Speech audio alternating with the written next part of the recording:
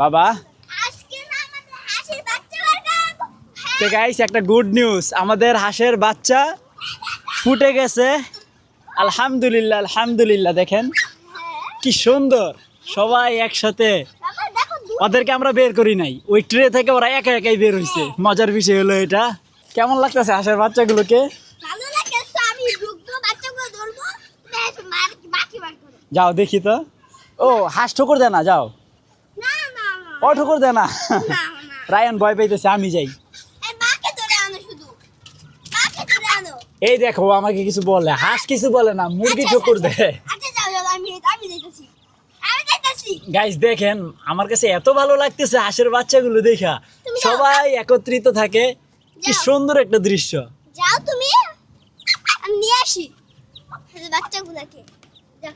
নাচ দেন, আমাদের হাঁসের বাচ্চা ফুটছে। দেখো দেখো কি কিউট। ওরা বের হলো কিভাবে একা একা? আর আমি জানি না আসলে কেমনে বের হলো।